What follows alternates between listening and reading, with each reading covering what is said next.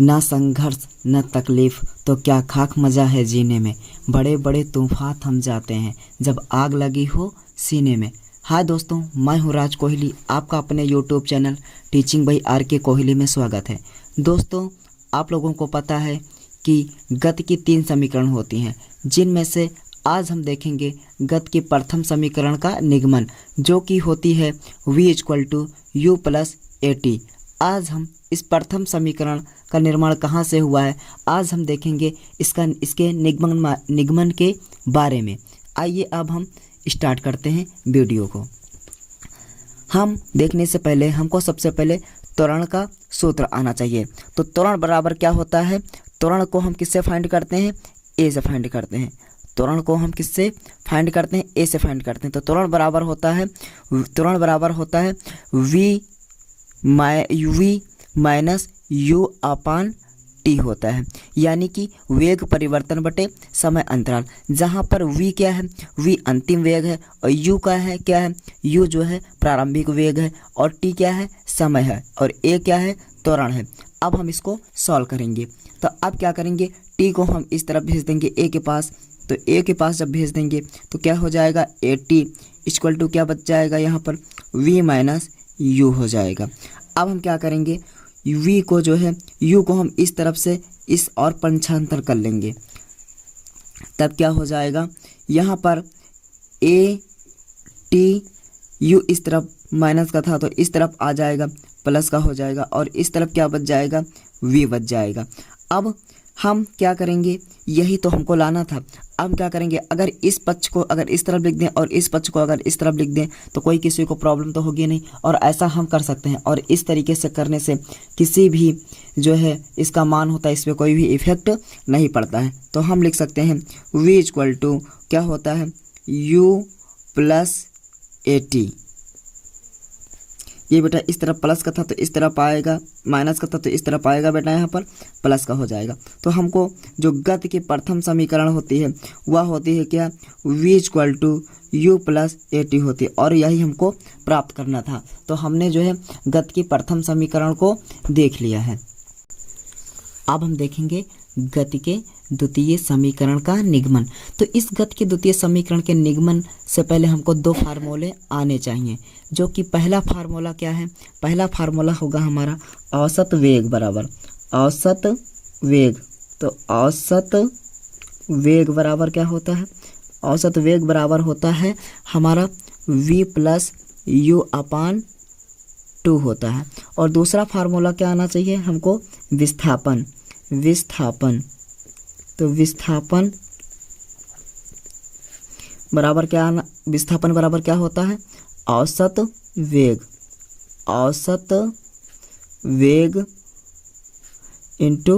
समय।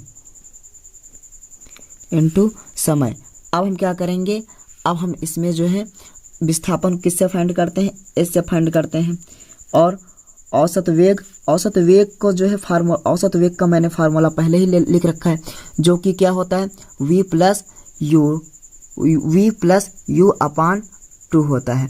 तो यहाँ पर जो v है, v क्या है? हमारा अंतिम वेग है, और प्लस u क्या है? हमारा प्रारंभिक वेग है, और /2, क्योंकि जो देखो औसत का मतलब होता है योग संख्या। तो मैंने v + u यानी 2 संख्याएं होंगे, और अपन मैंने 2 से इसीलिए गुणा कर दिया, यहाँ पर मतलब भाग दे दिया।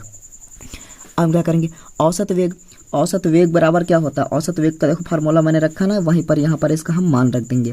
तो v + u/2 और इंटू समय को हम किससे फाइंड करते हैं? t से फाइंड करते हैं। अब हम क्या करेंगे? यहाँ पर s। अब यहाँ पर हम क्या करेंगे? फिर से मान रखेंगे v। अब यहाँ v है ना, तो इससे पहले हमने जो गति की प्रथम समीकरण मैंने सॉल्व की थी ना, तो v बराबर क्या होता था? u + at होता है ना, v + at होता है ना। आइए हम दिखा देते हैं। हमने क्या फाइंड किया था कि v = क्या होता है? u + at। ये गति की प्रथम समीकरण है, जिसको हमने अभी तक फाइंड किया था। तो यहाँ पर क्या करेंगे? हम गति की प्रथम समीकरण रख देंगे v के स्थान पे। तो v बराबर क्या होता है? v बराबर होता है हमारा जो है u + 80।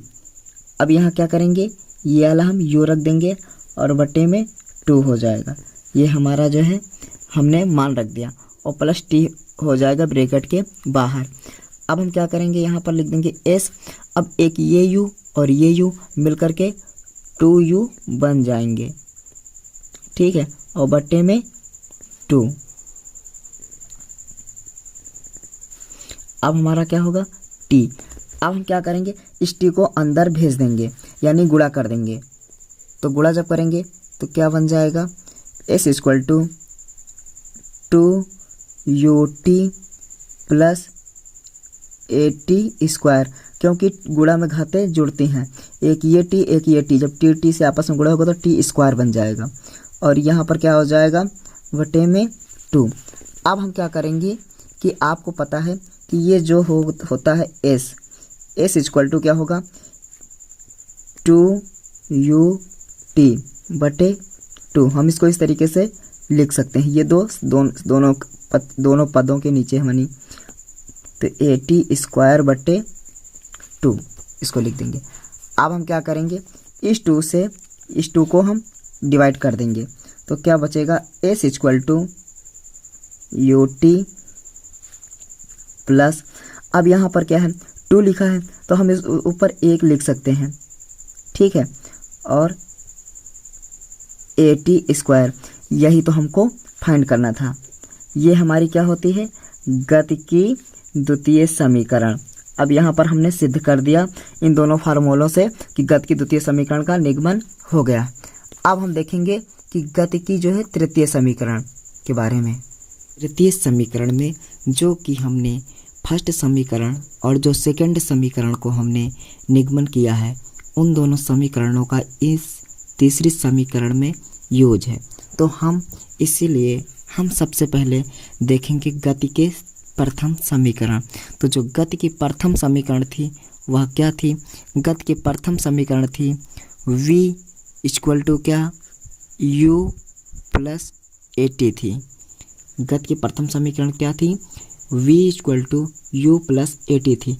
अब हम क्या करेंगे, इस गति की प्रथम समीकरण से t का मान निकालेंगे। t का मान हमको निकालना होगा। अब t का मान निकालने के लिए हम क्या करेंगे, u को हम इस तरफ भेज देंगे तो v इस तरफ प्लस का था तो इस तरफ आएगा, माइनस का हो जाएगा u प्लस 80 हो जाएगा। तो अब क्या होगा, हम क्या करेंगे, अब क्या करेंगे, ये जो t80 है इस हमको t का मान ज्ञात करना है तो t को रोक लेंगे और a को हम इसके नीचे भेज देंगे, क्योंकि इस तरफ किसमें है, इस तरफ भाग में है तो इस तरफ आ जाएगा किसमें, गुणे में। तो यहाँ पर क्या हो जाएगा, v माइनस u। अब a को हम इसके नीचे भेज देंगे तो यहाँ पर आ जाएगा a और यहाँ से हमको क्या प्राप्त हो गया, t का मान। अब हम इसको क्या करेंगे, चाहे इस तरफ लिख लें तो कोई किसी को प्रॉब्लम तो है नहीं।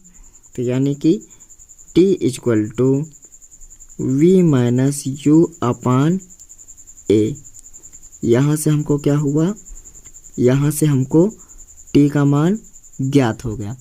अब हम क्या करेंगे, जो गति की द्वितीय समीकरण है, गति की द्वितीय समीकरण है, तो गति की द्वितीय समीकरण क्या है, वह होती है s equal to ut plus half 80 square.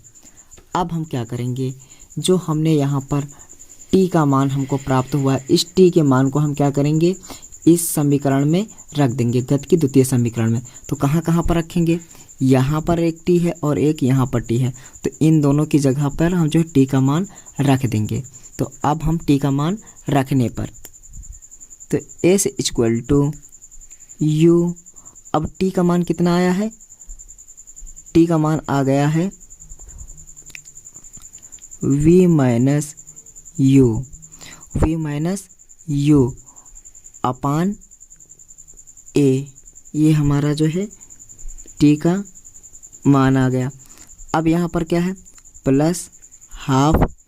अब यहाँ a, हम a को बाहर कर लेंगे और क्या करेंगे, t आ गया। अब यहाँ पर t का मान हम रख लेंगे तो t का मान कितना आया है, v माइनस u अपान ए।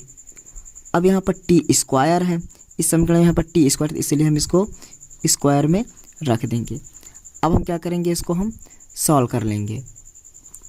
ठीक है, अब इसको हम सॉल्व करेंगे। यहाँ पर हम u को जो है क्या करेंगे, अंदर भेज देंगे। u को क्या करेंगे, हम अंदर भेज देंगे। तो यहाँ पर आ जाएगा s equal to u v minus u का गुणा जो है v से हुआ तो u v हो जाएगा। अब u का गुणा जो है u से होगा तो u स्क्वायर हो जाएगा। गुणा में घाते जुड़ती हैं और यहाँ पर क्या हो जाएगा, a हो जाएगा। अब प्लस यहाँ पर क्या हो जाएगा 1/2। अब यहाँ पर क्या होगा a, ठीक, इंटू, अब यहाँ पर देखो स्क्वायर है ना, स्क्वायर में लगा हुआ है v माइनस u, ये क्या है, स्क्वायर है। तो अब यहाँ पर हम फार्मूला लगाएंगे। यहाँ पर हम फार्मूला क्या लगा देंगे, a plus a minus B का whole square. a minus B का होल स्क्वायर क्या होता है, a square plus B square minus 2ab। अब इस फार्मूले का यूज करके हम क्या करेंगे, इस समीकरण को यहाँ पर इसको हम खोलेंगे। तो यहाँ क्या हो जाएगा, a स्क्वायर यानी कि v का स्क्वायर प्लस बी स्क्वायर मतलब यानी कि u का स्क्वायर, अब माइनस 2 और a की जगह पर क्या लिख देंगे हम, v, और b की जगह पे क्या है, u। अब हम क्या करेंगे, और नीचे क्या है, यानी कि अब a का भी स्क्वायर करना पड़ेगा हमको। ठीक, हमने a का स्क्वायर करके इसको रख दिया। अब हम क्या करेंगे, आगे देख रहे हैं। अब हम यहाँ पर s को ऐसे रख देंगे, यानी कि यहाँ पर u minus u square upon a plus, अब यहाँ से देख लीजिएगा, यहाँ पर क्या है, एक a ये है और यहाँ पर 2 a हैं, तो एक a से ये वाला एक a कट जाएगा। तो हमारा क्या बचेगा, यहाँ पर हमारा यहाँ पर बचेगा केवल, अब a को इससे गुणा करेंगे तो उतना ही आएगा। तो यानी कि v square plus u square minus 2vu। अब क्या होगा, इस 2 का गुणा इससे हो जाएगा तो यानी 2a हो जाएगा। ठीक है, अब हम क्या करेंगे, अब ये तो आपको मतलब आपको दे रहे हैं, दिख रहे हैं क्या, भिन्नों का गुणा के तरह में। अब हम क्या करेंगे, इन दोनों पक्षों का क्या कर ले लेंगे, एलसीएम। तो a और 2a का एलसीएम क्या होगा, 2a ही होगा ना, एलसीएम क्या होगा, 2a होगा। अब हम क्या करेंगे, एलसीएम को क्या करते हैं, इससे हम गुणा करते हैं। तो यानी कि इसमें भी और इसमें भी एलसीएम का हम गुणा करते हैं। तो क्या करते हैं, गुणा करते हैं। तो यहाँ पर एलसीएम यानी कि हमारा क्या आया है, एलसीएम हमारा आएगा 2a आएगा। अब 2a का हम इस पक्ष में भी गुणा करेंगे और इस पक्ष में भी गुणा करेंगे। तो अब हम जब यहाँ से क्या करेंगे, हम 2a का गुणा करेंगे। अब हम क्या करेंगे, मतलब एलसीएम हमारा क्या आया, एलसीएम आएगा 2a। तो 2a का जो है यानी कि हम गुणा इसमें भी करेंगे। ये मैंने आगे पीछे हो गया तो कोई प्रॉब्लम नहीं यहाँ पर किसी को। u इस पक्ष में हम 2a का गुणा करेंगे ना, तो यहाँ से क्या होगा, मतलब एलसीएम को ऊपर से गुणा करते हैं और जो नीचे होता है उससे हम भाग दे देते हैं। तो यहाँ पर भी जो है हमारा 2a से क्या होगा,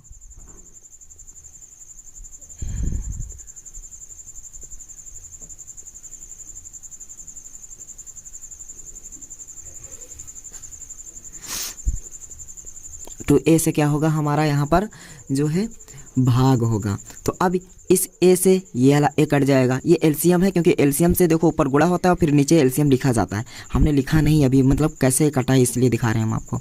तो अब यहाँ से ये क्या होगा, तो यहाँ हमारा 2 से इससे अंदर बच जाएगा, तो गुणा हो जाएगा ना।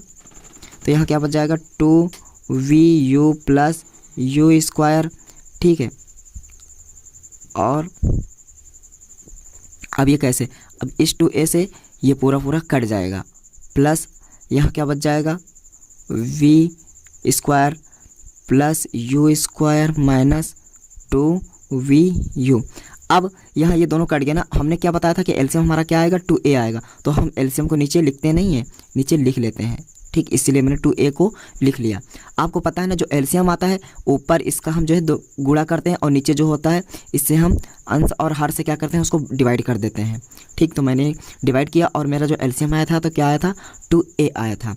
अब हम क्या करेंगे, देखो ये जो है हो गया प्लस का और ये हो गया माइनस का हमारा डिवाइड हो गया।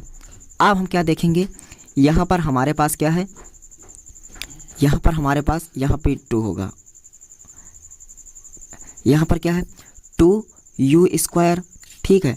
और एक ये हो जाएगा हमारा किस में होगा, यहाँ पर ये होगा माइनस में, तो ये भी हमारा किस में था, माइनस में, क्योंकि ऊपर माइनस में था, मैंने गलती कर दी यहाँ पर।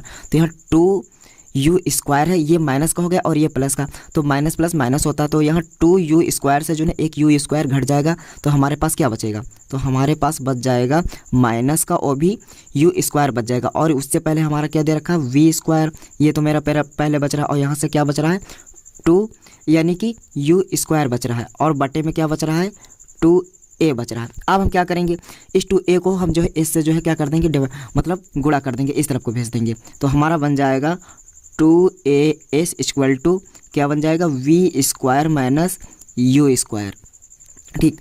अब हम क्या करेंगे, इस पक्ष में u को हम जो है क्या करेंगे, इस तरफ माइनस का तो इस तरफ भेज देंगे, इस तरफ हम भेज देंगे, तो हमारे पास क्या बच जाएगा, हमारे पास बन जाएगा ये u इस तरफ माइनस का तो इस तरफ आएगा प्लस का, तो u² plus 2as equal to v², यही हमको प्राप्त करना था। अब हम क्या करेंगे, इसको इस पक्ष में इस तरफ लिख देते हैं, इसको इस तरफ लिख देंगे, तो v² इक्वल टू क्या हो जाएगा u² प्लस 2as। अब यही हमारी क्या है, गति की तृतीय समीकरण। अब यहाँ पर हमने जो है इस वीडियो में गति की तीनों समीकरणों का निगमन देख लिया है। धन्यवाद।